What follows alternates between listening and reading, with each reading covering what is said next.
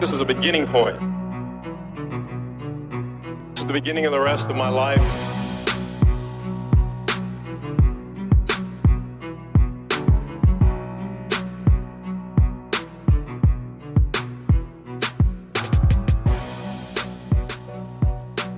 I got the meaning, and I got to write it down, because I don't want to forget it. Just win, baby.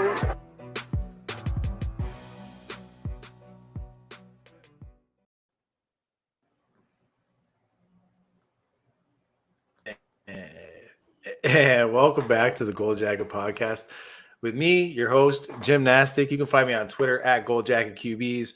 I am joined, as always, by my partner in crime here, Connor Donald. He can be found at Connor10. We are proud members of the True North Fantasy Football Network. Make sure you check him out on True North FFB on YouTube, on Twitter, on YouTube, which you're probably checking out right now, TNFF Network, and on the internet at truenorthffb.com. Also heard we're also on Instagram. When I hear Instagram, I think of a blunt. Maybe you guys don't. I don't know. But you can check us out there too at True North FFB. You can find articles, rankings, podcast streams, and so much more, including 5 nights a week of live streams kicking off week 1, including a little extra special kickoff tonight happening right after this show. But we're continuing our training camp visits this week by going out west to the AFC West, with the Chiefs, the Broncos, the Raiders, and the Chargers. As always, we will dive into 4 positional key groups, taking on our personal takes on the situation and give you season-long dynasty advice, and we'll wrap it up by giving you our gold and fool's gold. But before about this, Connor, man, how you been? I've been good, man. I'm on vacation this week, so it's been great. Enjoying some relaxing time, prepping for the show, and it feels so surreal that there's actually football this week. I know it's a Hall of Fame game and all, but there's actually some football this week, so that's pretty exciting. And the preseason kicks off next week. Training camp hype is at an all-time high. It's great. It's great. Yeah, man, I'm pretty excited. This is the time where you're going to see football now, at least some form of it, every week until that Lombardi's lifted, right? So with that, we're gonna pile through this AFC West and get right into it. Before we start, real quick though, I just wanted to kick off this episode with something I found pretty interesting. Was looking into this. This division actually had all 4 teams that ranked top half of the league in plays ran per game, which is actually pretty crazy to me when I was doing that. And in fantasy, we all know that volume is king and opportunity is king. So what good way to jump in here at the top half of plays per game, man, with this division. Absolutely, man. It's a really exciting division. And I mean, like, exciting in the standpoint of there's 2 really exciting teams, and there's 2 teams with a lot of potential that we're going to talk about. And there's a lot of ifs, ands, and maybes to some of these teams. But I mean, they're really exciting. And there's a lot of really intriguing fantasy assets here. And we'll start out at the quarterback position, the most important position in fantasy football, at least from a super flex perspective. And we're going to start out in Kansas City with he is the near consensus Mr. 101 in Superflex, Patty Mahomes. Mahomes has been a top 5 in PPR per game over the last 3 seasons. He was a quarterback 2 last season, and he missed 1 game. And he was a QB 6 in 2019, and he missed 2 games then. He ranks perennially top 10 in the majority of categories that matter in fantasy. And you kind of alluded to that with how much plays they run in each game. In 45 games over the last 3 seasons, Mahomes has finished with less than 20 PPR points only 6 times. 4 of those were in 2019, which, if you remember, would be the year he dislocated his patella, more commonly referred to as the kneecap. He only missed 2 games that season, and it's generally a 6-week recovery for that. I mean, what else really needs to be said? Is there anything that can you really argue against this being the consensus 101? Superflex leagues, no, I cannot. Money throws, man. A completed pass requiring exceptional skill or athleticism, as well as critical completions in clutch moments during the game. That is how Player Profiler defines it, and they are the ones that you came up with this metric. Why am I bringing this up? because Patrick Mahomes had 39 money throws last year, trailing only Super Bowl winner and Chiefs heartbreaker Tom Brady with 46. Next on the list in the AFC West was probably Justin Herbert. He had an astounding 31. He didn't even play a full season. But we'll touch on that a little bit when we get through a couple future quarterbacks. But like you said, that I really want to drive home here, Connor, is the fact that he only came under 20 PPR points 6 times in 45 games. That's crazy. And 4 of them were the year he dislocated his patella. But as we'll touch on that with other QBs in this division, I think that some that might have the potential to do battle with him based purely on skill. But what they are lacking is kings in the other positions that they're throwing the ball to, and the playmaker himself, Andy Reid. That man is magical. The other thing that I really want to touch on real quick is that, as you pointed out, in the 4 games in 2019 that he failed to eclipse 20 PPR points, he still averaged 24.2 points per game, which was which was good to be 5th best at the position according to RotoViz that year. So, even with a busted up kneecap, this dude was still points per game, top 5. And you could tell that year that he was kind of off his game and that he was being a little bit more cautious. But I mean, most anybody would. Dislocating your kneecap is not something you hear of. It's not your ordinary injury. It's not like an ACL tear that we hear quite a bit of, and people come back and we know what that's like, or concussions and stuff, and we kind of know what to expect when guys come back and they're a bit more cautious with how they play. There's not that much on a dislocated patella and dealing with that. So, I mean, Patty Mahomes had a rough time to play through that season, but he's still the consensus 101 for me.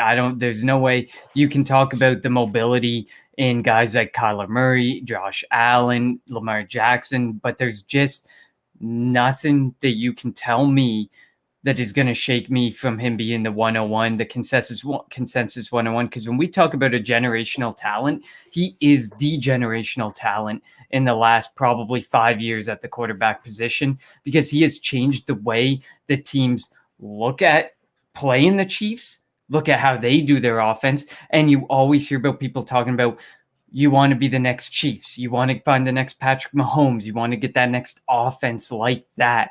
And that's generational. That's elite. That is something that you should never take for granted.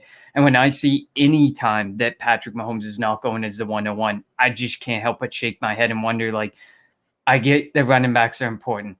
I get that, other quarterbacks and their mobility may be more intriguing, but you cannot tell me that a 10-year, $450 million man, he basically owns the franchise, is not your key 101 that you want on your fantasy team. I just can't justify anything else. Yeah, absolutely. I mean, I wouldn't fault somebody if they were in the 101 and they would decide to trade back to acquire multiple draft picks and picked up a guy like Dak Prescott, Josh Allen. I get that slight little discount that you're going to get, but you're picking up elsewhere. But yeah, I totally agree with you. He's totally the 101 and locked and loaded too for a long time in that offense, which is what I like to see, man. Love it. Exactly. You talk about opportunity, and you talk about certainty and stuff. That is definitely one that you never have to worry about. And apparently this next guy we're going to talk about is one you don't have to worry about either, because he seems to never be losing his job, but he isn't the world's most exciting fantasy asset. So we go to the opposite side of the spectrum in Vegas with Derek Carr.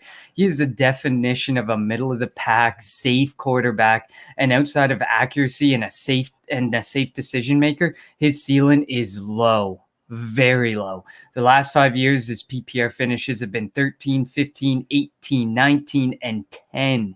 In those 5 years, he's only eclipsed 300 points 2 times. And he also brings extreme volatility to the position, not in counter to what Patrick Mahomes was. Over the last 3 years, 48 games, he's been a QB1 only 35% of the time, a QB2 40% of the time, and a QB3 25% of the time. Is Derek Carr anything more than a bye week or an injury replacement quarterback in your eyes? And would you even take him as your QB2, or do you think there's more intriguing options? Say, perhaps Carson Wentz, Tua Tagovailoa, for example, are going in a similar ballpark as Derek Carr. The weaponry seems to be similar despite Aguilar's departure. Johnny Brown and Willie Snead join, 2 potential sophomore breakouts in Ruggs and Edwards. They added Kenyon Drake to the backfield, and of course, Darren Waller's back at the tight end position. So to start off, man, I agree with Coach Craig there. I blame a lot of this on Gruden, but as much as you do want to blame Gruden, like, let's just read what I wrote. Like, where to start, man? Here is a guy that has split us, me and you, Connor, apart a few times on a few segments. And like at a dynasty startup, because I was like clicking the numbers with him, at a dynasty startup of ADP of 93.9, so the back end of the 7th round, of a positional ADP of 26, I still feel that's a little too rich for a middle of the rung asset. Now, they say Superflex quarterback is king. I know this. I preach it all the time, but not all teams make fantasy kings. More often than not, you're left holding a pauper. Now, if you think about it, what you're going to end up spending with him in this back end of the 7th round, you're going to be missing on guys like, if you want to go heavy RB approach early, you're going to be missing on guys like Visca, Landry, OBJ can fall in that range. One of the Pittsburgh Steelers wide receivers. Like, these are all the 7th round range is where I'm now going to hit wide receivers if I'm coming up for that part. So that part of my draft, right? 7th round is a little bit too rich. While me positionally, if I'm going to be waiting on, like you said, quarterback 2, right? Like quarterback 2 is like what you think he's going to be, or a bye week filler. If I'm going to be waiting on that, I'd probably be waiting for a position filler cheaper, like the likes of, say, Jameis Winston and Taysom Hill combo, with a respected ADP of 107.9 and 167.5, respectively, for both of them. Now, with that approach, you're guaranteed to get your weekly starter in New Orleans at a cheaper price than you will your weekly starter in Las Vegas, without having to grab Marcus Mariota, because who knows what's ever going to happen in there. And in the 7th round, you can still look to be acquiring a young, wide-out talent, or even a little bit of a savvy vet, if that's how you're going to be approaching it. But like the 7th rounds, where I would rather be hitting a wide receiver than that 2nd round quarterback, or quarterback 2, I mean. So now, before you guys pull the pitchforks with me and be like, well, Taysom Hill sucks, don't get me wrong, man. Like, I was with you there too, right? I was an anti-Taysom person. But thank you to Tyrell McLaughlin on here. People need to understand and separate that fantasy is not always reality, and the fantasy reality is, see what I did there? Put those 2 words together, even though they're not 100%, is Taysom Hill scores points, man. And like, if you're going to look at this, like, let's just look at weeks 8 and 9.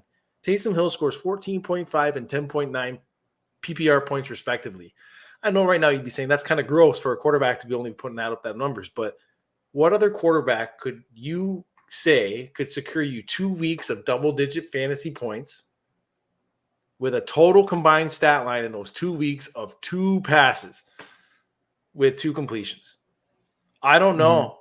I don't know anybody. So, like, with that, I've come around with Ty saying, like, he scores points, man. He scores points, and his legs can do it. So if they're going to actually end up giving him the reins and the full offensive here, I'm with a guy like Taysom Hill. But, like, that's, again, we're going to dial it back here. We're going to talk about Taysom and the NFC side of things a couple weeks from now. But what I'm trying to drive home here is it's still a little bit too rich, as you said, for a middle-of-the-round quarterback, when I could be taking a veteran wide receiver or even a young gun like a Brandon Ayuk in the 7th that's going to help my team go further, and I'm going to get the same weekly kind of output from a guy like Taysom Hill a couple rounds later.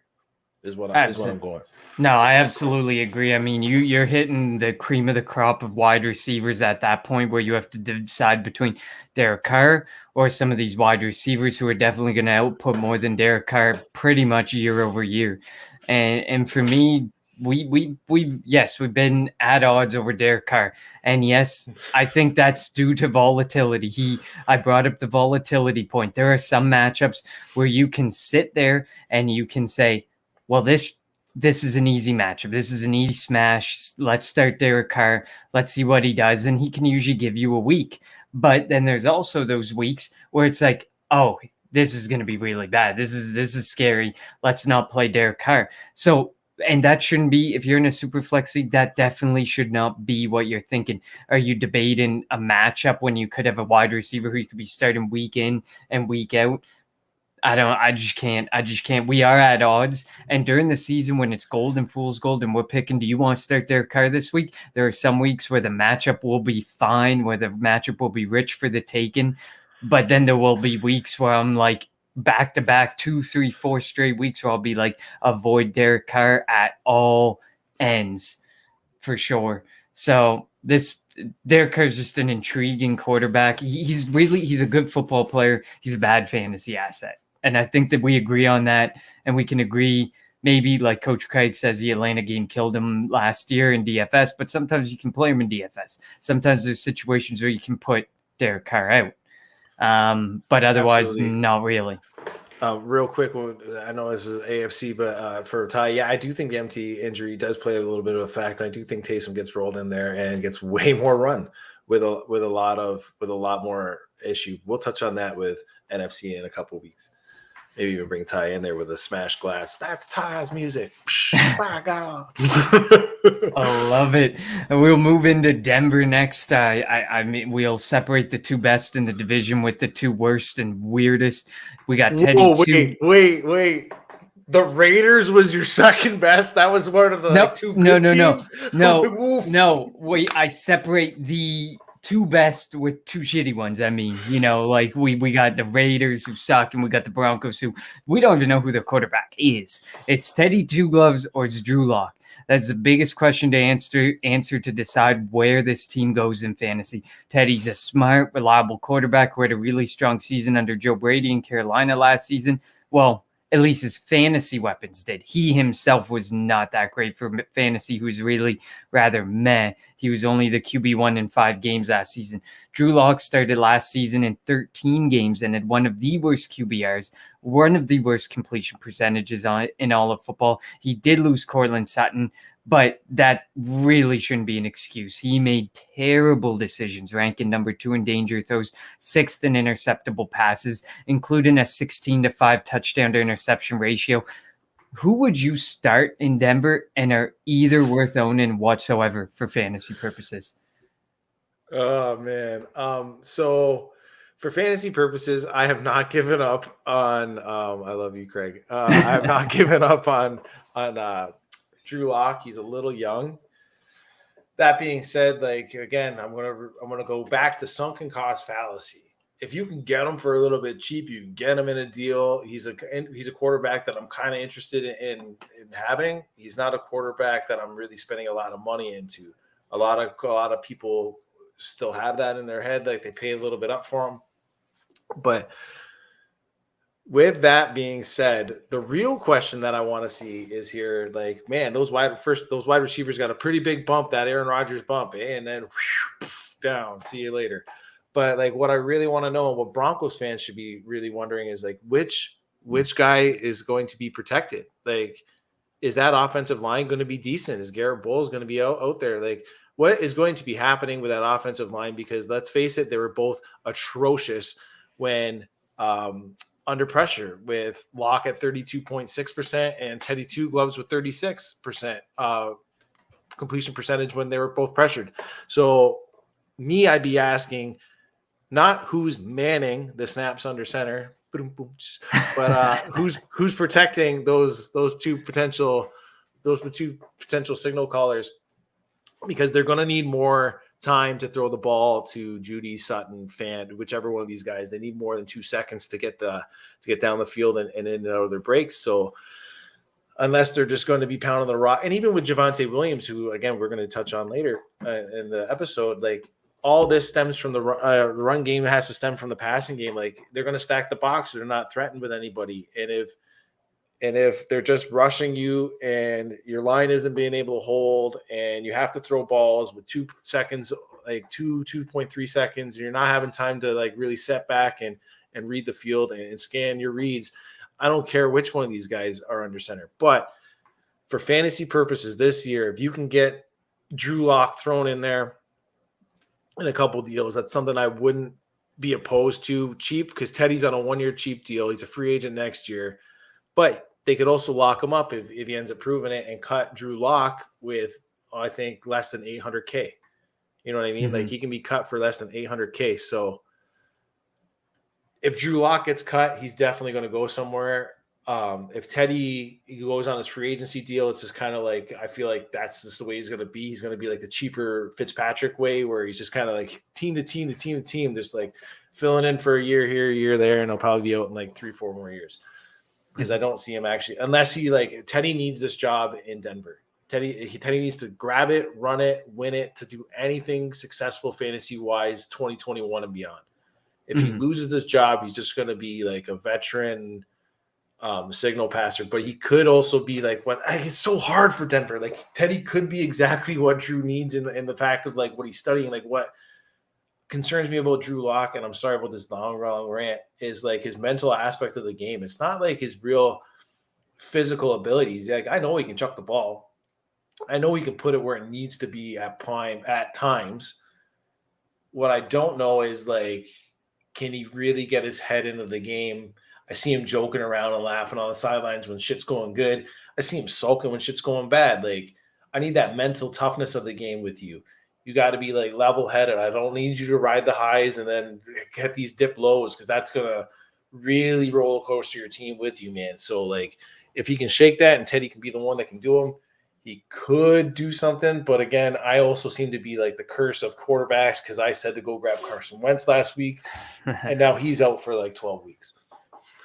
Yeah, it's a really volatile place to be if you're looking at Denver. I mean, you can definitely get the options cheap, and you can definitely take the risk on them and see what happens with them. But I just don't know if it's worthwhile. I just don't know if it makes sense for me for that. As far as those two go, I mean, I don't think there's any reason to invest. Like you said, you could invest in Drew Lock if he's a throw-in in a trade or something, but that's really about it. I wouldn't go as far as drafting them for any purpose or to serve any real purpose. But the last one we'll get into is the LA Chargers, and this is Justin Herbert. Justin Herbert's career was given birth and opportunity thanks to a punctured lung to Tyrod Taylor.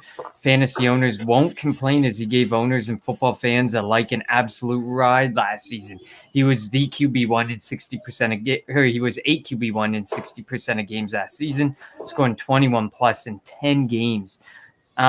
We could see some regression from Herbert going forward. Or we could also see an emergence of a man who may join the ranks of Lamar Jackson and Patrick Mahomes, making their home in the QB1 category.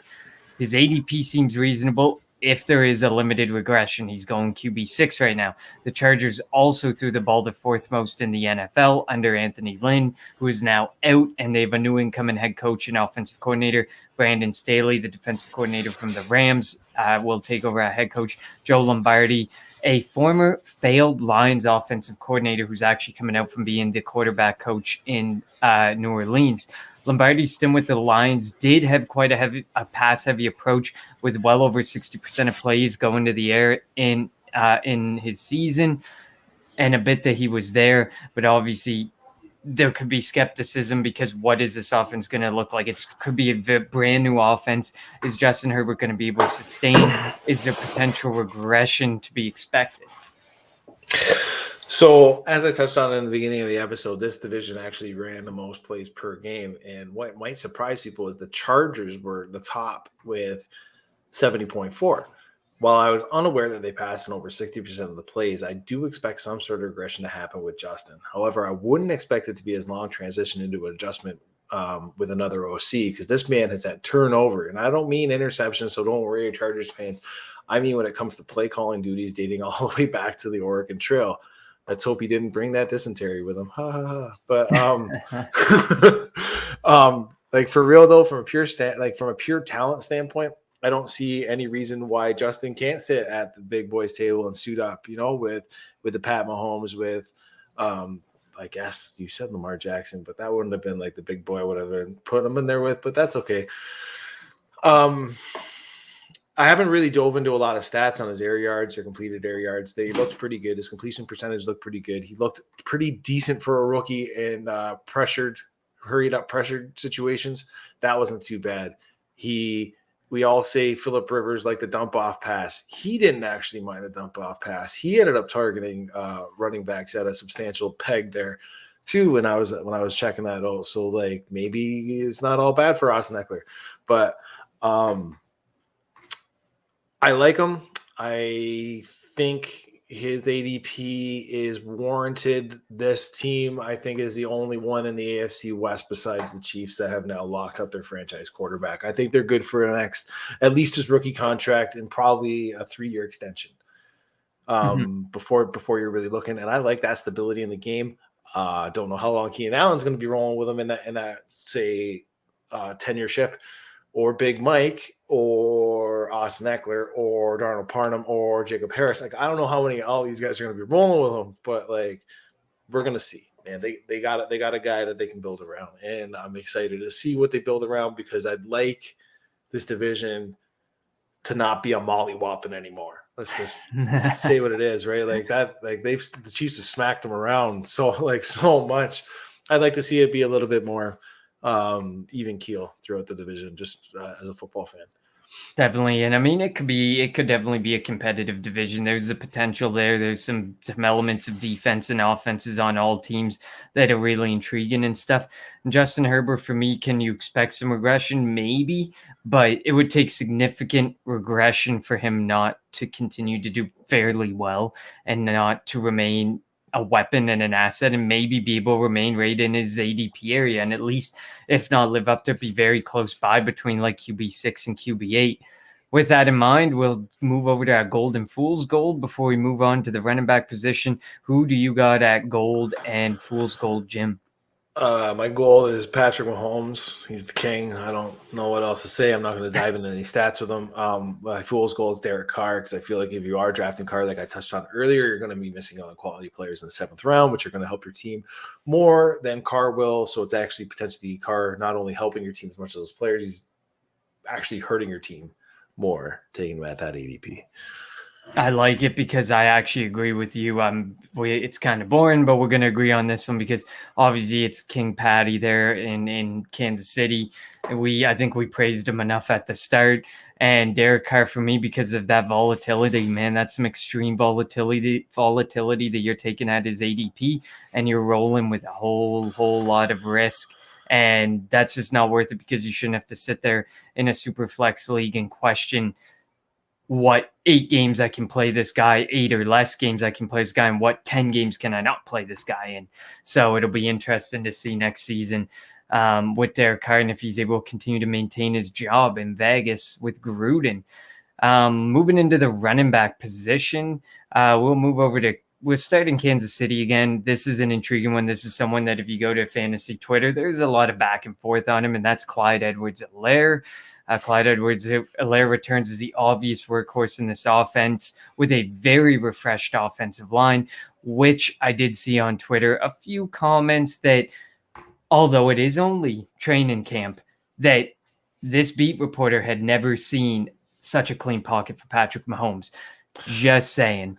Run blocking efficiency when CEH was on the field ranked 45th among running backs, just to speak to the troubled offensive line last season. He also dealt with a high ankle sprain that held him out of 3 games and may have hindered him beyond that, as we know high ankle sprains sometimes do with running backs. Can we expect bigger things to come from Clyde Edwards-Helaire in 2021 with a clean bill of health and a pretty much brand new offensive line in front of him?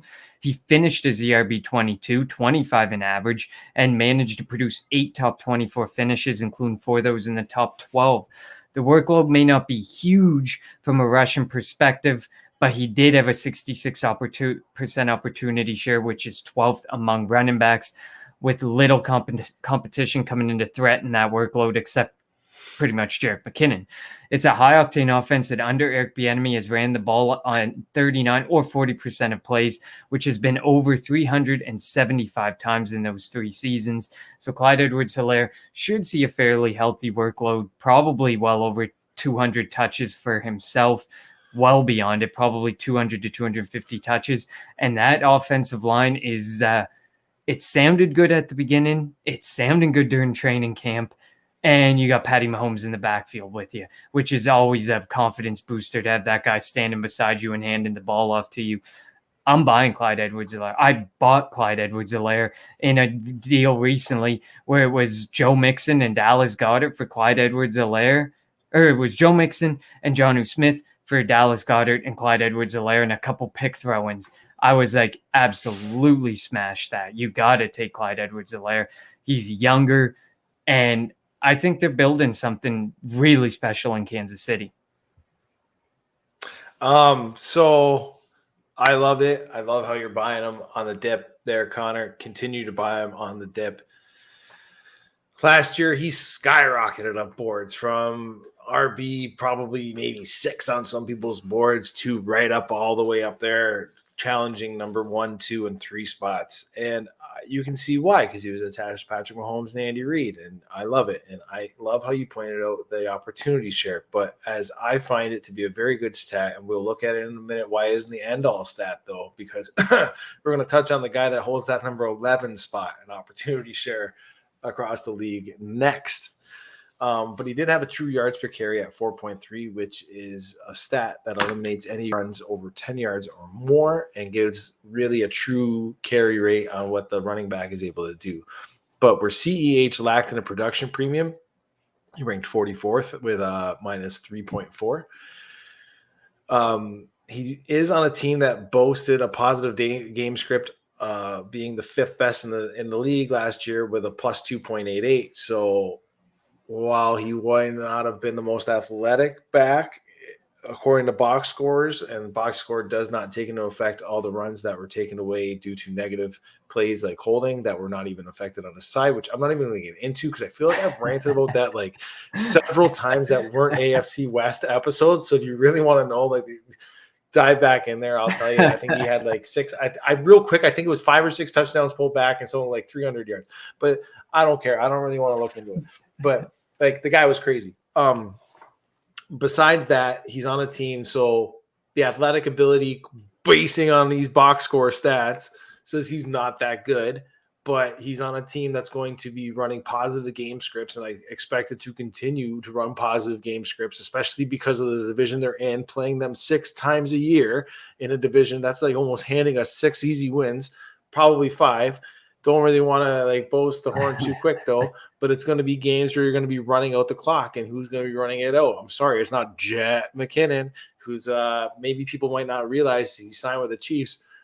He's not really a big factor to me. It's going to be CEH, man, and CEH all the way, man. So I like it. I don't know exactly what his ADP was. I missed that when you were saying about it, but I'm buying him. I like the dip on him in dynasty leagues.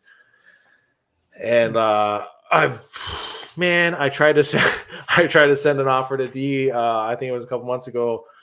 I think it was like Kenyon Drake and some little Mixon or some shit like that. For, one of those two for CEH, and he was having nothing of that. He actually blocked it out and sent it to the chat and was like, "Should I send him the pickle?" And then I knew it was close.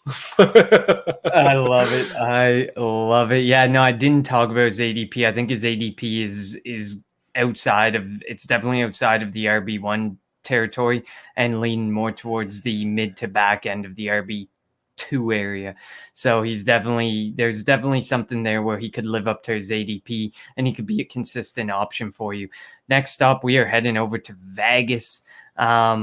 This is very intriguing because you have Josh Jacobs and now you have Kenyon Drake as a part of the picture. The debate has raged on for much of the offseason. This is 2 guys who were top 3 in red zone workloads. Jacobs had 12 touchdowns in 2020, which ranked 4th among running backs, including 11 coming inside the 20. Drake, 10 touchdowns in 2020, 10th among running backs, producing 9 of those inside the 20. If you followed the Raiders the last couple years, they don't score a lot of touchdowns. So we can definitely begin to start to ask questions right there with the workload inside the 20. Something's got to give for these 2 running backs who are not particularly effective, both with sub 50th ranked yards per carry and yards per touch numbers. Drake's yards per carry hung around 4.0 and Jacobs under 4.0.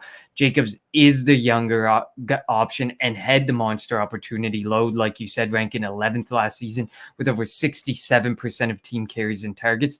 But his PPR per game was 14th and 16th over the last 2 years, despite an RB8 finish last season. Do you think Jacobs is a safe running back option at his RB21 ADP, or do you take the cheaper alternative who pretty much just got 2 years fully guaranteed? He got 2 years at $11 million, and I'm pretty sure it's all guaranteed money to play behind him. And his finishes here be 15, 17, and 16 over the last 3 seasons with equally or worse PPR per game pointage. For me, I get that Jacobs is younger, but you have to ask a question. We were talking about this before we came on the air about what is Drake and what is Jacobs. And you look back in time, Drake can be an effective pass catcher, more effective than Josh Jacobs. But they basically do the same damn thing. Neither of them are ridiculously effective pass catchers. Neither of them are very effective runners, at least from a yards per carry perspective. They both relied very heavily on the red zone to produce their touchdowns and to produce a good chunk of their PPR points. Are you buying Jacobs at his ADP? Are you buying Drake at a discount because he's fully guaranteed and likely there for the next 2 years is almost a sure thing? Or do you just avoid altogether? Really, Waller's the only real piece of this offense I'm really looking for. What I found real funny was about the Drake signing was now the Raiders have 2 of the top 3 running backs last year that had the highest stuff runs in the NFL. And that was Jacobs with 54. So 54 runs of his went for either 0 or negative yards last year. And Drake had 47. They only trailed Derrick Henry, who had massive volume, though, compared to those 2 people when it came to running the ball. So to put those into perspective, Henry had 3 more stuff runs than Josh Jacobs. Take that as what you will, because does not look good. As you said, they're very similar. The only way I can see one of them ever being somewhat even slightly appealing would be an injury. And even then it's like not really, because they're both kind of gross. Like they need the volume there to be able to score. They don't really do anything other, like, are they really, really well? They don't catch the ball really, really well where I'm like, ooh, that's a good Giovanni Bernard like move to make where I'm going to get those PPR points. They don't really have a nose for the end zone. Like, they had 22 and 21 red zone carries between them. Like, there was a lot of I watched some games, like especially with Kenny and Drake, where they gave the ball to him on back-to-back plays, and he literally took 2 plays to get the 1 yard, to get the touchdown. Or they got him right down to the 1 yard and let him run it in. Like, that's not an effective runner. And we talk about touchdowns are, they're kind of they're not sticky. You don't want to have to rely on the touchdowns. And I feel like with Jacobs and Drake, you kind of have to rely on those, especially inside the 20.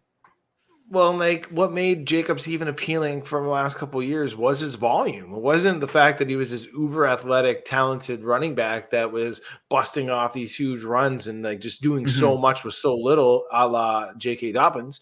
He is pure volume that was getting you minimal points to finish as an RB8, I believe you said, like bottom of the RB1s, where at the end of the year, you're just looking at end of the year statistics and you say, oh, well, look, he finished RB8. That's great. I'm going to draft him next year.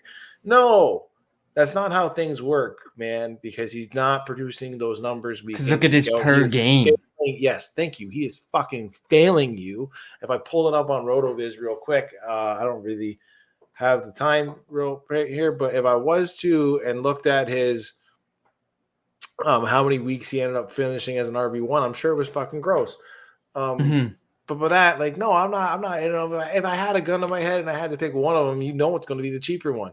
You know it. That's a gold jacket motto here. When it comes to DK or Lockett, give me the cheaper one. Sutton or Judy, give me the cheaper one.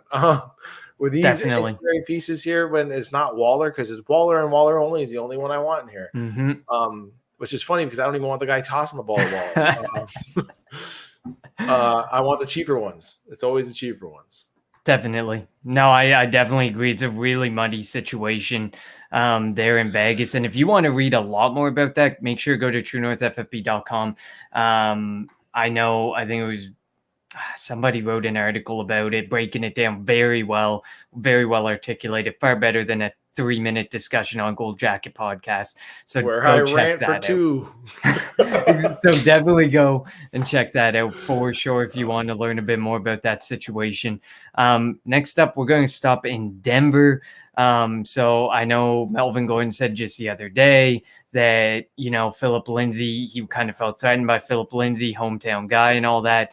And Javonte Williams is coming to town, and he is garnering a lot of hype, but apparently he's not too scared of him yet. Are we witnessing a changing of the guard in Denver? Everything in camp is pointed in Javonte Williams' direction, leading the stable of himself and Melvin Gordon. Pat Shurmur has the tendency to go fairly heavy in the run game as a head coach and an offensive coordinator, rushing over 40% of the time in 5 of the last 8 seasons, including 44% last season, which was the equivalent to over 440 rush attempts with Melvin Gordon and Philip Lindsay. Gordon had a decent year, but was almost non-existent in the passing game, averaging only 10 yards per game. Gordon is also in the final year of his contract, I do believe so, at the age of 28. And Javonte Williams got drafted, early round 2? I think that speaks volumes. Draft capital investment at the running back position. And Javonte Williams was super effective in North Carolina. Him and Michael Carter were ridiculously effective in North Carolina. And I think you got to go Javonte Williams. I know that we're going to say take the cheaper option in this situation. No, the cheaper option is 28 years old, almost lost his job, semi-lost his job, and felt threatened by Philip Lindsay. Now this is a younger, likely, in my opinion, probably a far more effective player than Philip Lindsay was. No disrespect to Philip Lindsay, but I think Javonte Williams is taking Melvin Gordon's job. I really do think so. And the ADP isn't ridiculously rich. I think his ADP is 18 among running backs right now. So it's not like absurd. It's not like Travis Etienne, who's RB13, and you don't know what role he has or what job he has. This is more of a sure thing if you're patient enough to wait this year out, where they're likely splitting the load. Bingo. There it is. Likely to split the load and wait this year out. Yeah, I'm buying him. This isn't a class where I want to go with a cheaper one, because in the dynasty lens of things, I do believe in Javonte Williams. I did believe in Javonte Williams' pre-draft process with his breakaway elusiveness and shit like that. Like, he could break tackles, man. This guy was a thumper. He finished runs nice. He had a nice run for the end zone, or nice nose for the end zone. So yeah, I am buying him. I don't think he's that expensive. It's almost like you're baked into this year thinking like this is like what he's going to produce this year is what he's only going to produce for dynasty going forward, which I think is a mistake. This year, what he's being drafted at is going to be his floor for this year. Next year is where I think he's going to absolutely boom and boom. But again, it happens to do with really what's going to happen with this offense. On paper, they look fantastic. You got Cortland Sutton, you got the judge, jury, and executioner, Judge Judy. You got Noah Fantasy, you got Javonte the Hammer Williams, man. But who's tossing the rock? Who's calling the plays? Mm-hmm. What's really happening in here? Because this thing can get turned over topsy-turvy real fucking fast. We could be looking at Riddler next year, right? Mm-hmm. They could be looking at drafting Desmond Riddler if they really decide like Teddy isn't the answer and they have a high enough draft pick and they can cut Drew Lock for $800,000, or guess what? Keep him on the fucking roster as a backup for $800,000. That's wicked cheap. There's a lot of people saying they'll regret passing on Justin Fields, and I happen to agree. I happen to be a person who agrees that passing on Justin Fields for another cornerback to add to their stable of cornerbacks, I just disagree with. I feel like they needed the franchise quarterback. I feel like they could have went. I don't think Drew Lock's a franchise quarterback. And from a fantasy perspective, I don't want Drew Lock running that offense. I just don't think I can trust Drew Lock for my fantasy assets. Whereas I even trust Teddy Bridgewater more than that. And Teddy Bridgewater good. But look at what he did in Carolina. He got Mike Davis paid and a starting job. He reincarnated Robbie Anderson. DJ Moore had a good season. He got Curtis Samuel paid. He was 4 attempts to Curtis Samuel away from being, I think it was the 4th team this past year to have 3 100 target receivers. The only position he didn't do shit with was the tight end position. Otherwise, he made all these people relevant. He got all these people paid. I'd rather have Teddy Bridgewater throwing the football. I just don't know if I trust Drew Lock, but I just want to throw that out there about Justin Fields, and I think they will regret passing on him. Yeah, I think so too. That's funny. Yeah. For anybody that was unfamiliar with that little jab at, yeah, of course you do trust Teddy Bridgewater. That was a slab at Connor picking the old Teddy Two Gloves as a super flex quarterback 1/2/3/ the only quarterback on my roster. Oh man, but yeah, that was funny. But let's keep it moving because, like I said, I don't really know what to think of that team going forward. Mm-hmm. I think it's a very good price to pay for a running back that could be cracking RB1 numbers in 2022. Love it. Next up, we're going to stop in LA with the Chargers. The LA Chargers come to 2022 with a franchise quarterback in place and a star running back to boot. I mean, it's heavily debated. There's some people who love Austin Eckler a ton. There are some people who say avoid Austin Eckler. So pick your poison there. However, there's reason to be skeptical after the Chargers had their most rush attempts eclipsing 400 for the second time in 7 years. Eckler suffered through multiple injuries last season and still managed top 10 across the board in pass catching categories, but remained light on the rushing attempts, averaging only 11 per game, which is definitely not what you want to see from, your stud running back, your star running back. But the change of pace pass catching ability is what you want to see in PPR. Is Eckler's pass catching enough to carry him after his RB4 season in 2019? Or did the Chargers draft in Roundtree, a limited athlete but a violent runner, and Joshua Kelly and Justin Jackson, as of right now, remaining on roster, who could eat into his work as well, but also proved ineffective last season? Do you think any of those guys scare you towards Austin Eckler, or do you think Austin Eckler will come back? He'll get a bigger workload. The injuries probably were what diminished the workload this past season. So I'd love to be all in on Austin Eckler, and for me, I just I might realize that I might miss this ship, but it's a cruise that I'll gladly miss, because while RB4 is impressive, what is more impressive is he did it based on that receiving work, as you alluded to, than rushing. And I'm not convinced that trend can continue, Connor. It's not something that I'm really going to gamble on with my RB1 in the draft, because that's exactly where he's going to be in your rosters. Is usually your RB1, unless you're going really RB heavy, is your RB2. But even still, that's a little too rich for me to be gambling on. Will my RB pass catching running back continue to show these RB4 numbers while he's not really rushing? Now, if a running back didn't catch passes and saw RB1 numbers, Derrick Henry, I'd be more inclined to draft that running back than the running back that doesn't pound the ball and relies on the pass catching work. Now, I might be crazy here, but it's running back, not receiving back. And as I was just coughing my way into Derrick Henry's case, passing work can possibly be attained, where in Eckler's case, they've been pointing at it to us for a couple years now, where they've been drafting these big running backs. Last year, Joshua Kelly. This year, Larry Roundtree. They're looking for somebody to minimalize that work for him. They're looking for somebody to pound that rock. And that's the even scarier part. Not all touches are created equal. They're giving away the most valuable touches it's going to look like with Austin Eckler. They're bringing in big dudes, man. Those are goal line works. Those are 6-point touches right there. Those are the ones I want my running back to be having, not to be sustaining on the goal line. The writing's on the wall here with them, and I don't understand if people are really watching what we're doing. It's the same deal with what's that other team? Ty was saying it he couldn't. Oh, it was with Vegas. He's they should have seen them bringing in Kenyon Drake last year. We should have seen it coming with everything that they were saying and what they wanted to do with last year. So maybe it's better to err on the side of caution with this, and I'd rather be a year ahead of the game. But to me, what they're screaming at here is to reduce his workload a little bit when it comes to pounding the rock. And I don't know, man. With the running backs that they're taking, it almost looks like they're trying to get rid of those goal line looks because like those guys are big boys that they're bringing in, and I want my running backs to be pounding those picks, man.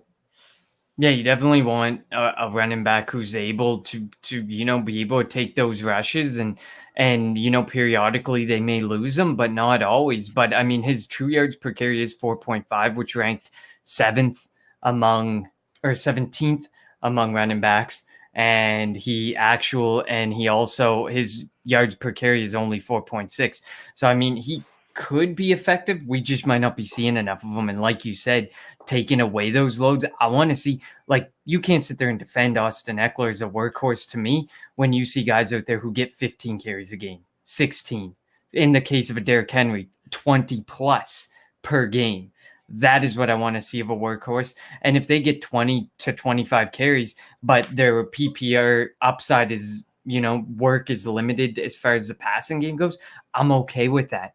Because they're not getting that 20 to 25 runs because they're getting 2 yards per carry here. They're doing it because they're effective runners, and that's what I want for my workhorse for sure. That's a great point, Ty, here in the comments. It does seem like they want to find roles in that backfield. And it feels like that's kind of the direction a lot of teams are going. Like you look at a lot of teams that like every new offensive coordinator that comes in like taking, for example, Philadelphia, they brought in Kerryon Johnson. He's a pass blocker. They have Jordan Howard. He's more of a pound the rock type of guy. Kenneth Gainwell, he's your pass catcher. Miles Sanders, he's a big play waiting to happen, but he can also pound the ball. It just feels like, and he comes out of the Colts system. And look what the Colts did last year with Wilkins and Hines and Jonathan Taylor. It feels like there's more defined roles coming into a lot of backfields, and you got to figure out what side of that defined role you want to be on. The change of pace, or the guy who's going to pound that rock and maybe get a few extra touches per game because he's pounding the rock a little bit more. And I think that that's something that we as fantasy analysts are going to have to spend more time thinking about and talking about as things continue to roll on in the NFL. And we move up to 17 games instead of 16 games. I'm going to really be looking at if the running backs that are primarily running the ball, a stat that I'm really going to be focusing and looking at going forward is carries inside the 5. Is going to be one that I'm going to be looking at a little bit more heavily. And then from there, looking at their efficiency within that and how many carries they got and transmitted to how many touchdowns they ended up getting. Mm-hmm. But that's something I'm just thinking about in my head right now and kind of putting on. Definitely some things we'll absolutely dive into going into future episodes. Fool's gold for me. I'm going with Clyde Edwards-Helaire. It's funny enough because I think we are the same on the golden fool's gold again. But Clyde Edwards-Helaire for me is the gold because I think that he can pay off his ADP and he can pay off his ADP for many years to come. And my fool's gold is going to be Austin Eckler because, like you said, we want a running back, not a receiving back. And that's what he is. And until he can prove to me that he can handle the workload on both sides of the football, that he can take full advantage of 20 touches a game instead of, 15 or 16 touches a game, depending on where his targets and carries land, then we can have more of a discussion with Austin Eckler. But Austin Eckler isn't getting any younger at the position. The guy is, and I know age is just a number sometimes for running back, he is 26 years old. So at the end of the day, for me, if you're not proving you can carry an effective load of 20 touches per game before the age of 26, you ain't proving it after the age of 26. All right, so I'm wearing a Point After t-shirt. Make sure you stay tuned in the TNFF network right after this show because they're coming back. But I'm wearing a Point After t-shirt, but did we just go 2 for 2? Because my gold CEH linked to probably the most prolific offense right now in fantasy. I mean, there's an argument to be made for a couple others, and I don't really mind them. And my definite fool is Austin Eckler because of the PPR finish of RB4. I don't think he's really going to have it. I don't chase outliers like that. He's just not the guy that I'm really chasing. I think more people are going to be upset with him than not. But that's my golden fool's gold. So, Connor, before we end up going to our wide receivers, which I've seen that you have put on the show sheet right after this, I just want to take a quick minute here and get our friends Ready and Global in here with a quick little ad read that apparently I ended up writing and don't really remember too much. But here for So here at the Gold Jacket podcast, we take family very seriously. And we know that family doesn't always stop at the bloodline. It's a word that ensues trust. It's a word that, well, around here means that I know I can count on you to have my back. To me, Viridian Global is family, a family of the Fantasy Collective. And that is the exact reason why Viridian Global will have your back. And I don't just mean literally covering your back with the best apparel they can possibly outfit you in. I mean at every step of the way, from finding the brands that fit you best to tracking your order right to your door and making sure you are fully satisfied at every step of the way. With over 50 brands that are now a part of the Fantasy Football Collective, what are you waiting for? Come join the family now at ViridianGlobal.com. Love it. Moving into the wide receiving department. We'll start out in Kansas City, where there is Tyreek Hill, and then that's it. That's about it. Then we got a lot of question marks to talk about. Knee tendonitis is what's after actually behind him. True, very true. The Chiefs return Pringle, Byron Pringle, Demarcus Robinson, and Mecole Hardman. Plus, they added Cornell Powell through the draft and free agent Antonio Callaway. Is it worth owning a secondary receiving option in this offense, knowing Hill and Kelsey are the alphas and constantly remain the alphas, commanding bordering on 300 targets together year over year? Hardman is getting some camp love and has proved a big play waiting to happen, but it's unable to command consistent wide receiver 2 volume. Powell was a one-year wonder at Clemson and seems to be a very effective slot option at most. And for me, Tyreek Hill is my wide receiver 1 in Dynasty, and he proves it year over year. Hill has been the wide receiver 2, the wide receiver 2 in 2 of 3 seasons. He sadly suffered a shoulder dislocation that kept him from 4 games in 2019, which could have made it 3 straight wide receiver 2 seasons. And over the last 3 seasons, he's been a wide receiver 1 in 42% of games and a wide receiver 2 or better in 61% of games. So on only 39% of occasions in the last 3 seasons did Tyreek Hill give you less than a wide receiver 2 performance. And in some of those wide receiver 2 performances, we're talking like 10 points, 12 points, 15 points, still fairly effective pointage. But ultimately, he is my wide receiver 1 in Dynasty, and it's because he's attached to Patrick Mahomes and that high octane offense. And you know that Patrick Mahomes, his 2 favorite weapons are Travis Kelce and Tyreek Hill, and I just don't think anybody else is stepping in the way of that. I did tweet prior in the offseason about Mecole Hardman. I do really like Mecole Hardman's potential. I just think he's one of those guys who's very boom or bust, and he's going to remain that way. And I think any I guess it would be third option receiver that you want to take on this team, I really do believe you're going to have to play matchups. I don't think you can rely on them to plug into your wide receivers, and I don't think you can rely on them to constantly be plugged in as flex options like you could look at the wide receiver 2s or the 3rd or 4th options in the receiving game on other teams. I love Tyreek Hill. I love him. There's been a report out of camp that he missed practice or left practice early today with knee tendonitis. So I'm really monitoring that because let's face it, Tyreek Hill is a playmaker, but he also does need that speed. That is what makes him. He is the cheetah. The cheetah can't run. The cheetah doesn't perform. I'm going to monitor this. I don't think Kansas City is stupid. They know what they got in him. They're going to let him be healthy with that. With that said, though, is there any ancillary pieces you said behind Kansas City that I would be looking at right now would be the time that I would be looking at them? Because if something does happen to Tyreek, they will go up in value. That being said, with a healthy Tyreek, no. With an injured Tyreek, I would be looking at, if I was looking for straight trade value, Mecole Hardman.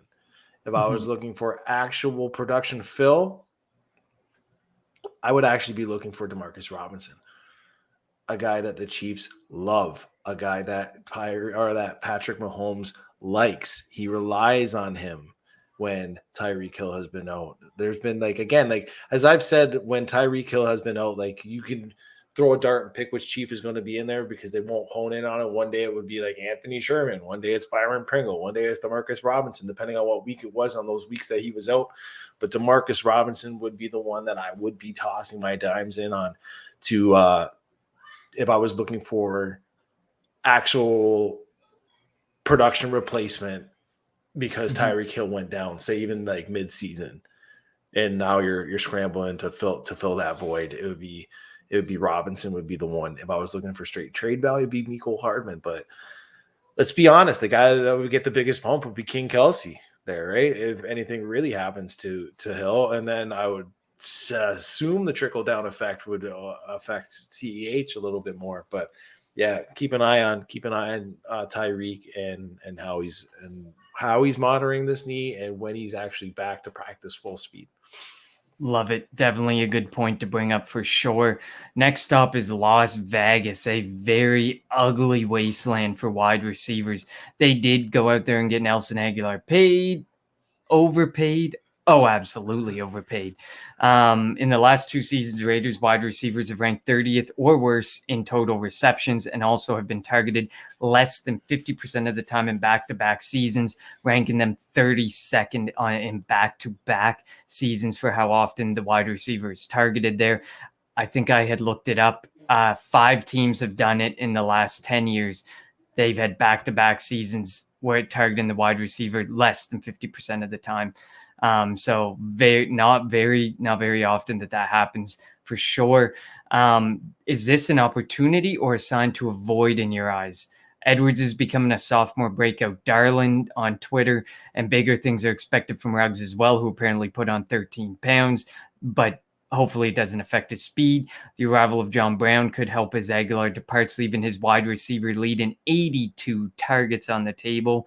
Hunter Renfrow was also the second most targeted wide receiver in 2020 and the most targeted wide receiver in 2019 as the team's slot option. Does Carr limit the ceilings of these players with his safe play, and is there a wide receiver worth owning?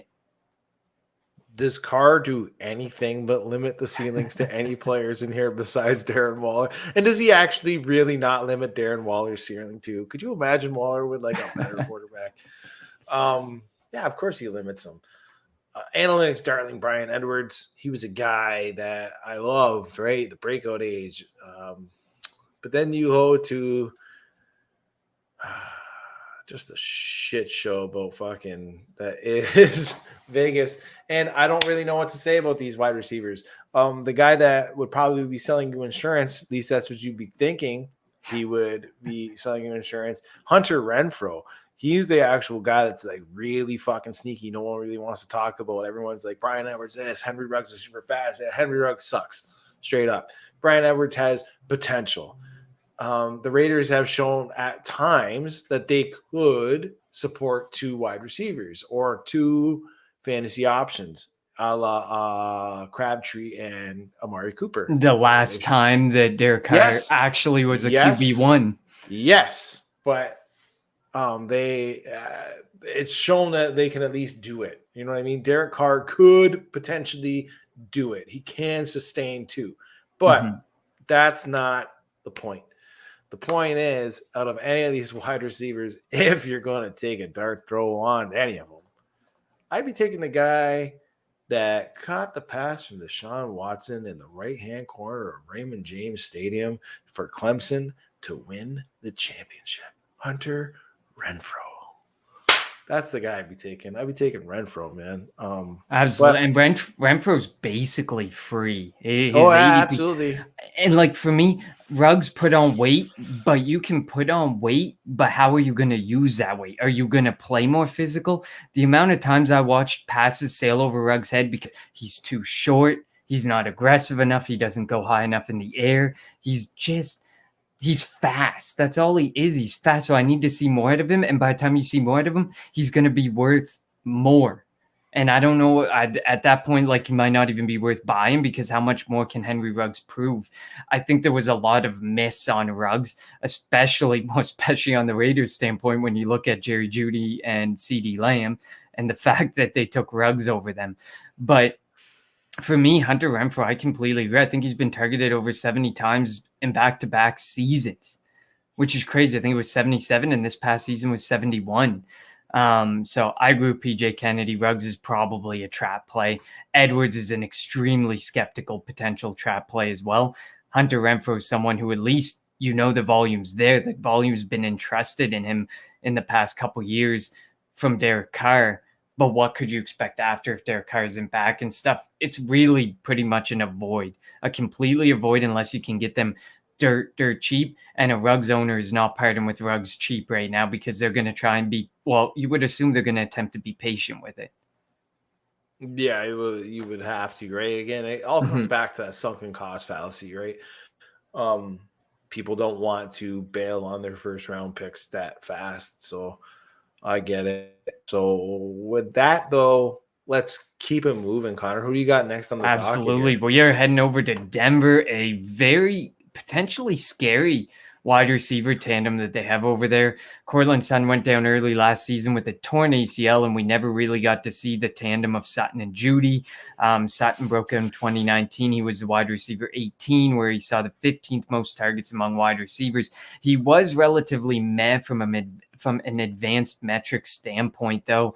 So we'll have to see what does less targets mean for a Cortland Sutton in a full season if he's healthy.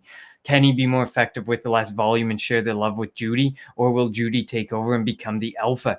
Jeudy came out highly praised and struggled with a case of the drops last season. No thanks in large part to the quarterback play, of course. He finished as wide receiver 45, only eclipsed 16 points 2 times. Do you think Jeudy can turn things around?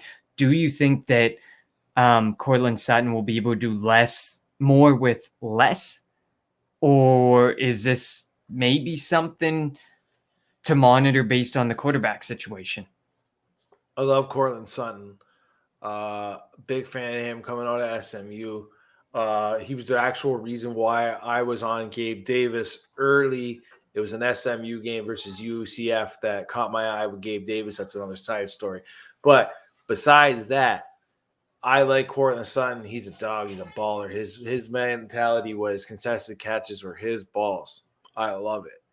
My problem that I've been watching right now are the camp videos from Cortland Sutton. And again, this is still very early. I get it, but he looks sloppy. He looks real sloppy coming out of those breaks when he's running his routes.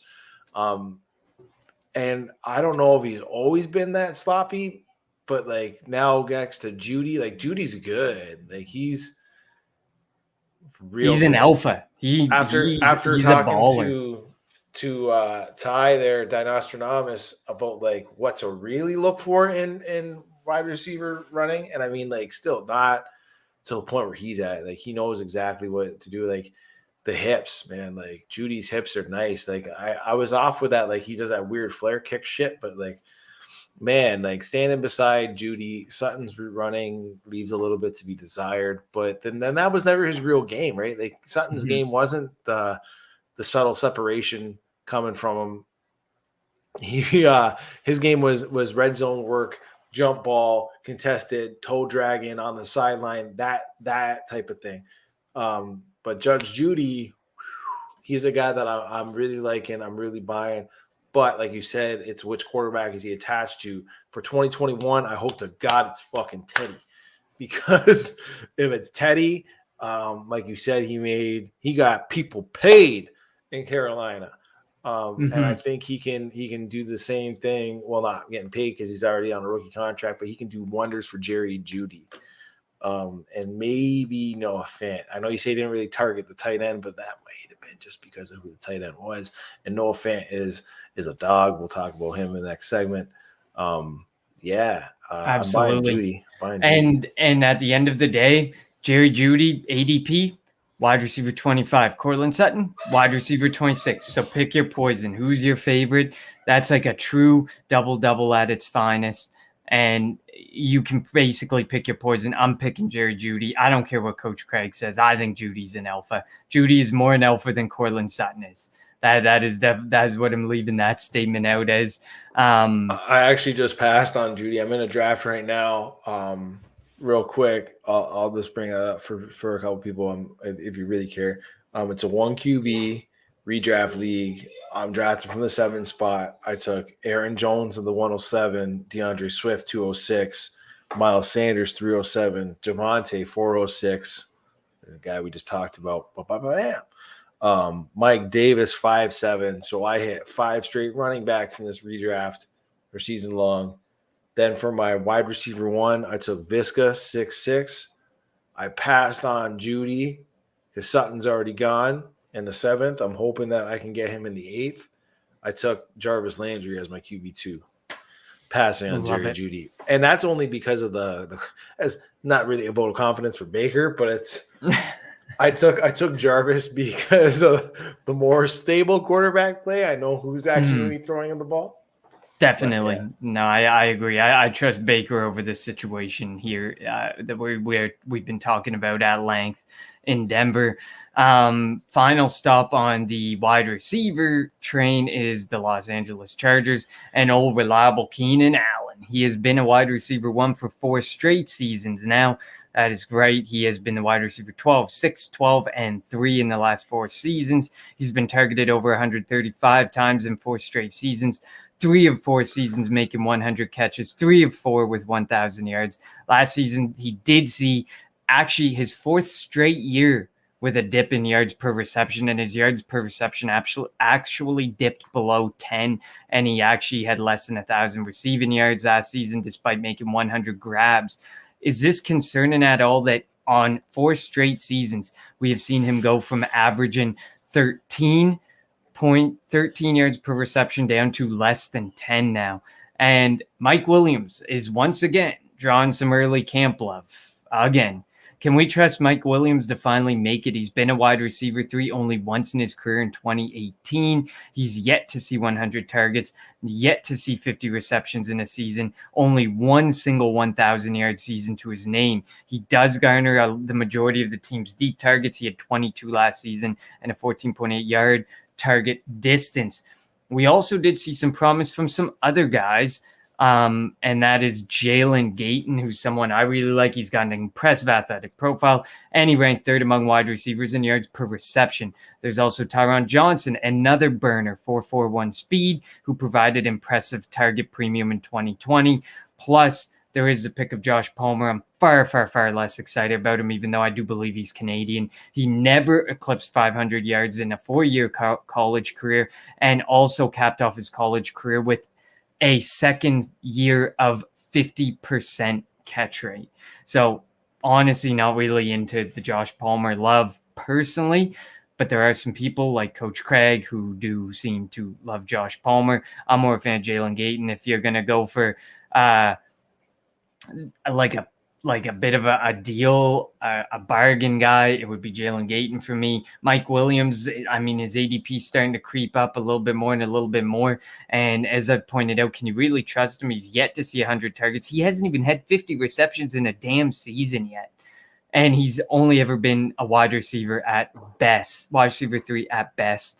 What is your perspective on the Chargers situation? I love Keenan Allen. I think he's perennially disrespected as a wide receiver, consistently finishes as a wide receiver 1, good bang for your buck. People are going to be overdrafted Big Mike. He's shown exactly what you need to be a wide receiver 1 throughout the courses of several years. He's never actually pieced all those pieces together in 1 year, though, as he's had double-digit touchdowns in a year. He's had over 1,000 yards in a year. He's seen multiple volume in a year. He's not actually seen that all together in 1 year. But the guy that I'm really intrigued by too, like you said, was Gayton there, Jalen. Camp reports are he's catching. I mean, I get it, it's camp and everybody's saying that, but like he's catching bombs from Herbert, 70-yard bombs from this kid. I like him. He's got some pieces, man. I just think there's the problem with Mike Williams. He was always fighting with who over targets in the space. Hunter Henry. Hunter Henry is gone. Now everyone's going to naturally think that, oh, beautiful. Now he doesn't have anyone to really think about in those pieces. But there is a cat you got to think about. And that cat's name he's a tight end, but he's more like an inline slot receiver, is Jacob Harris. Because camp reports are saying like they love this dude. They love Jacob Harris. So I'm looking into no, wait. Sorry, that's the wrong dude. Darnell Parham.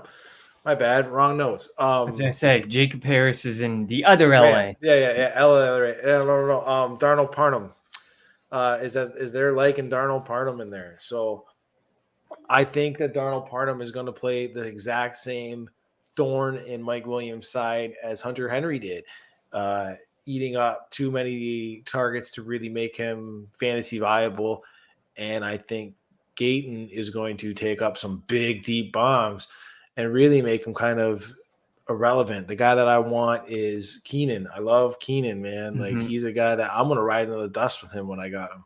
I got him on my team. The only way I'd be like flipping him is if it was an upgrade, but like you never get an upgrade with him in the trades. Like, he's just like the throwing piece. He's the downgrade when you're going to be going to it. So like just Keenan. He's a guy you gotta absolutely you just gotta roll out with. I'm just reading Craig chirp me over here talking about how he caught my Jacob Harris rant there as all day today. Like I said, Connor, I've been a little out of it, out of my head there. So yeah, I caught myself mid rant there as I'm like, wait, Jacob Harris, that's the wrong. Yeah, no, I love it. We still love you. We still love it. Fool's gold for me. I was sitting there saying he's my dynasty wide receiver one. I'm sticking with Tyreek Hill. Injury or not, at the end of the day, from a dynasty perspective, I'm standing by Tyreek Hill. Maybe in redraft, watch that injury a lot closer and wait and see what the final end result is there. Fool's gold for me is going to be, it's going to have to be, I'm going Henry Ruggs. I think Henry Ruggs is a fool's gold because I do believe, if I'm not mistaken, Henry Ruggs, he's being drafted as wide receiver 51. So he's being drafted over Mike Williams. So there is some value around there. But Edwards and Ruggs are being drafted over a guy like Mike Williams and stuff. And at least the opportunity is there. As much as we rag on no 100 target seasons, no 50 reception seasons, at least the opportunity is there for him. We don't even know if the opportunity is there. People are going to hold on to Ruggs. People are going to buy into the weight gain. But you can gain weight. But like I said, we need to see more in his all-around on-the-field game. I can put on 13 pounds. But what do I do with the weight is a big question. So I need the same thing from Ruggs, but I think people are going to hold on to Ruggs. People are going to expect more from Ruggs, despite being the wide receiver 51. Maybe he outperforms the ADP, but I don't think you can consistently see him getting your return on investment. So my gold wide receiver is actually Keenan Allen. He's cheaper than Tyreek Hill. I love Tyreek Hill, but the man, let's just we're playing odds here, man. And I need a guy that's going to return my investment, and that is gold to me. This guy is going to give you wide receiver one numbers, and he's going to give it to you at a cheaper price. So I'm giving Keenan Allen. My fool's gold for this particular case is actually going to be Courtland Sutton, and that's just because I don't think he is going to command the majority of the targets between the two, and I'm really worried about the quarterback play there. So with that, I think he's just going to see a little bit of a dip in his ADP coming to next year. I love it. Definitely a good one for sure. Courtland Sutton's definitely a good one because they are going side by side and they are going fringe wide receiver twos, which is really hard to imagine when we don't know what the quarterback play is going to be like. So definitely a really good point there from the ADP perspective. Perfect. Before we jump into tight ends, though, I just want to give a real quick shout out to Monkey Knife Fight and get their ad in here real quick. If you want the best DFS player prop games in the industry, jump onto Monkey Knife Fight. Monkey Knife Fight is sweeping the nation right now, and we at True North are proud to be doing it along with them. They've got games for all sports and skill levels that are sure to keep you on the edge of your seat, with endless opportunity to watch your winnings pile up. With our promo code TNFF, Monkey Knife Fight will match your first deposit up to $50. So sign up now with our promo code and you can get up to $50 of free money to start making some bank. Again, that's monkeyknifefight.com, and the promo code is TNFF at your first deposit to start playing today.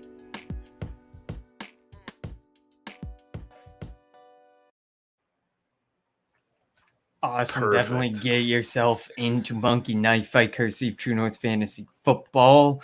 We'll jump into the tight ends real quick to wrap this up. We'll start in Kansas City. This is King Kelsey. This is the undisputed heavyweight champion of the tight ends.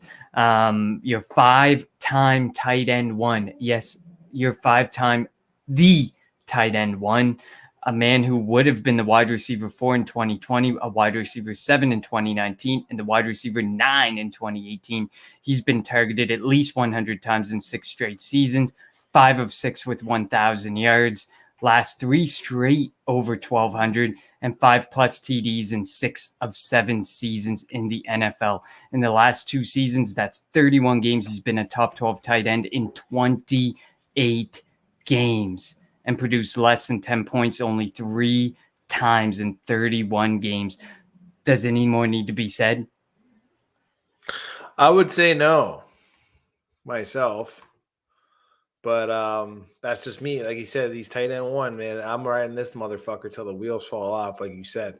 You can't get any good return on him when it comes to dynasty trade value anyway, because everyone's expecting the wheels fall off on him, but you're gonna ride it because he is attached to Pat Mahomes. So let's do this, man. I'm riding it. I don't have anything else to say to that. He's getting a bump if Hill is gonna miss time, he's gonna get the bump. That's it. He's gonna be tight end 1, man, till the wheels fall off. I love it. Next one should be brief as well. If Kelsey is king, that means is Waller the prince? I definitely will admit, and I posted a tweet, I am definitely wrong about Darren Waller. I was definitely wrong about Darren Waller and his 1-year wonder. Back-to-back tight end, 2 seasons with over 115 targets and 1,100 yards. He's literally the most consistent and favorite weapon of Derek Carr in Vegas. Could we see Waller eclipse 150 targets in 2021? His athletic profile and premium at the tight end position is only bettered by Kelsey and potentially matched by Kittle. There's not much more I can say about Darren Waller. But buy Darren Waller. Get Darren Waller. You're looking at a very volatile position. There are 3 must-owns to me, and then there are 2 or 3 on the fringe. Yeah, I got Waller as my tight end too.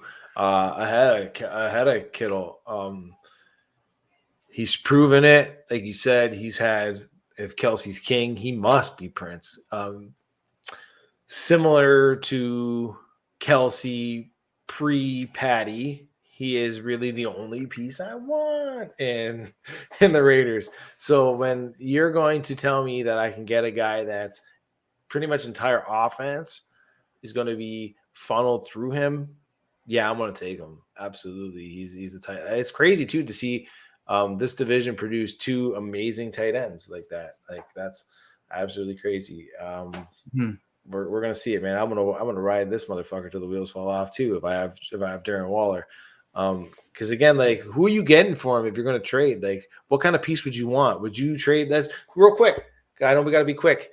Jules on deck. We got Darren Waller. Would you trade him straight up for Noah Fant plus? Like a second rounder, or Noah Fant plus Elijah Moore?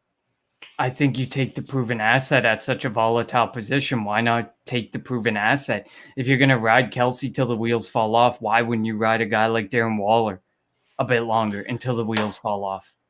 I love it. Just want to ask if the value's there. If some people would try to be flipping me, I'm not. Like you said, proven asset rules all. So especially at such a weird position, right? Where like it's the top 3 and then fuck everybody else. No, definitely agree. Next up, Noah Fant. We can't talk athletic profile of tight ends without talking about the 95th percentile across the board athlete that is Noah Fant. He was drafted in the first round in 2019 for a reason and is potentially being overshadowed by fellow 2019 tight end pick TJ Hawkinson. He enters a vital year 3 for tight end, progressing nicely from tight end 15 to tight end 8 in his last 2 seasons. His per game rank slightly disappointing at 24 and 12. He doesn't face the same volume. He doesn't have the same volume as Waller and Kelsey. His QB situation is arguably a lot uglier. More than half his yardage has come in the form of yards after the catch. Are you buying into Fant, and are you someone who might be worried about Albert O? Yeah, I'm definitely buying into Fant. Not really too worried about Alberto. Like I prefaced before, I'm really worried about the QB situation, but it's not really going to stop me from buying Noah Fant. As you know, you got to wait 3 years. He's entering his 3rd year, like you prefaced before, and they could get a guy like Riddler if they need a guy. You know what I mean? Then you'd have Batman, Robin, and the Riddler. What? With Sutton, Judy, and Desmond there. what's hilarious to me is everybody's buying up Hawk, like you said, is counterpart in the draft class there. Hawk, but nobody's really buying up Fant. And like their athletic measurables are really close and really similar. The profiles are really crazy. I don't see why anybody wouldn't be buying up Noah Fant. That's what's crazy to me. Yeah, of course I'm going to buy him. That's like Love if it. I'm going to be waiting on the tight ends, right? Like, because he's the guy. Like, yeah, you just wait. He's definitely got a ridiculous athletic profile as well, which really bodes well. And I understand why you would love Hawkinson, because the opportunity is there. And I mean, you can go and you can love the opportunity, but how long is that opportunity going to be at its max for TJ Hawkinson and stuff? That would be my big question. Final stop, LA with the Chargers. Out with Hunter Henry, and in comes Jared Cook, Trey McKitty, and the return of fantasy love child Donald Parham. Parham has had moments, including 3 touchdowns in 2020, but the signing of Jared Cook has put things on a bit of a pause. Jared Cook is intriguing with the loss of Henry, as he was a tight end 1 for 3 straight years prior to 2020, and he has seen 50 targets every year since 2011. He has produced 500 yards in 8 of 10 seasons, although he has spotty tight end touchdown production. But obviously, they picked up Jared Cook for a reason, because maybe they didn't trust that it was in-house, that they had the answer to their tight end questions. So what are your thoughts on the LA Chargers tight end situation?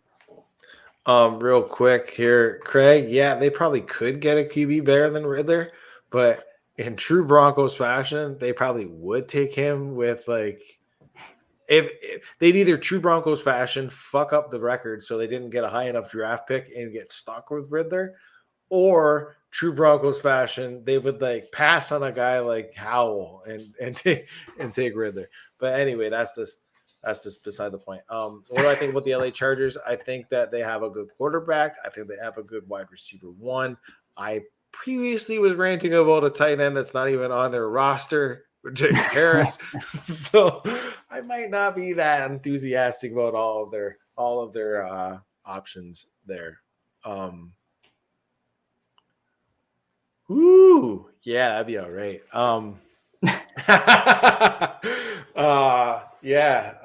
No, I don't really have anything really to add with him. I like Jared Cook. Like, if you're gonna really just punt the bed on the tight end position, I mean, he's worth a look. Dynasty, I like Parham. But Just in this to see division, there's 2 tight ends, right? There's 2 tight ends in this division, and that's it, right? And that's all we really care about. So definitely, absolutely. Gold, fool's gold. I mean, gold for me, King Kelsey, ride it till the wheels fall off, man. There's no way you can't. The stats speak for themselves. 5 times in a row tight end 1. You just can't argue that point. Fool's gold for me. There's actually some really good tight ends in here, so it's really, really hard to pick fool's gold, because I think Waller can live up to it. I think Fant can live up to it, if not exceed his ADP. For me, I think the only one for me would probably be Donald Parham, because I just don't see a way where Parham can gel with Jared Cook, where they both can take fair share of the opportunity there, if the tight end can be used that much there. And I mean, he was garnering just a whole bunch of hype. Yeah, you know what, Connor, I agree with you. My goal tight end would have to be Kelsey. You can't really go wrong though. My fool's gold is going to be kind of escape. I don't have a fool for here. Because if you're going to take Waller, I'm not going to fault you. He's going to return it. He is a good investment. If you're going to take any one of these other tight ends, you're not investing in them. You've punted the position. You're not investing any draft capital into them. There is no fools here. You're not going to care. They're all streaming. You definitely can. Exactly. You definitely can make that point for sure. But that is it. That is it. We have finished our trip to the AFC West and to the AFC altogether. Next week, we start our 4-week trip into the NFC with the NFC East. Thanks, listeners, for listening and all of your support. Make sure to rate, review, like, or subscribe wherever you listen or watch. Make sure to follow Jim at Goldjacket QBs, myself, Connor, at Connor10, TEN on Twitter. And you can find the entire True North Fantasy Football crew and all their work at True North FFB on Twitter, True North FFB on Instagram, TrueNorthFFB.com, and TNFF Network on YouTube. And make sure to stick around because in less than half an hour, we are talking about 25 minutes now. We have a doubleheader on the TNFF Network, and that is The Point After featuring Julian. So make sure that you stick around for that. It's rare we get a double shot of it on a Tuesday night, but it'll be a good one there. So stick around, go to the bathroom, take a leak, get a drink, and get yourself prepared for The Point After. And we will see you all next Tuesday.